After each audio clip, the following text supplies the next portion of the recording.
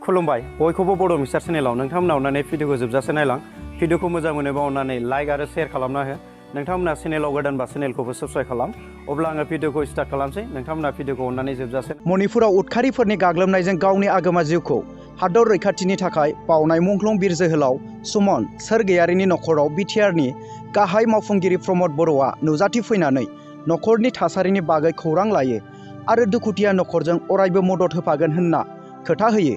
बेजों लोगोसेनो बिटिआर सरकारनिफ्राय मुंख्लं बिर सुमन सोरगयारिनि आंगो नखराव मुंख्लं खाम्फा गायसंनायजों लोगोसेनो मुंख्लं सुमन सोरगयारिनि मुङाव उइपिं सेन्टार खुलिगोन होनना फोसावना होयो।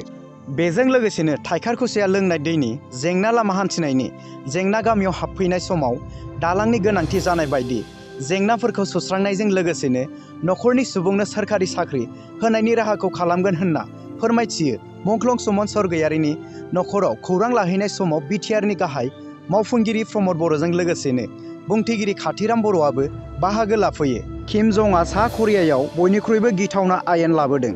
नखरनि सुबुङा सुसाइड जायोब्ला गासिबो नखरनि सोद्रोमायानो साजा मोनगोन। बे समाव किम जंआ सा करियाखौ सामलायगासिनो दं आरो गावनि हादरनि नोगोरारिफोरखौ सांग्रां खालामनो थांनायाव आयेन मानियै सुबुंफोरनि सायाव सुबुंथि गैयै बायदि इनाय साजा होनायखौ नुनो मोन्दों। सा करियानि बयनिख्रुइबो गिथावना आयेना बेनोदि जुदि सोरबा सुबुङा सुसाइड खालामनानै लायोब्ला बिनि गासै नखरनि सोद्रोमाफोरा साजा मोनो। बिनि अनगायैबो जुदि सोरबा सुबुङा दाय मावोब्ला बिनि नखरनि इयुन जोलै साथाम सुबुंफोराबो साजाखौ मोनो। फारसेथिं गुबुन हादोरनि आयेनफोरजों रुजुयोब्ला दाय मावग्रा सुबुंफ्राल' साजाखौ मोनो। नाथाय किम जंनि दैदेननायाव सा करियायाव फारसेनिफ्रायनो आयेना आलादा आरो गोख्रोंसिन।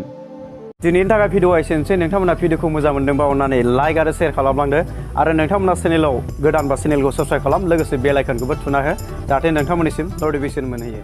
नोंथांमोननिसिम जोबोद जोबोद गोजोननाय थाबाय।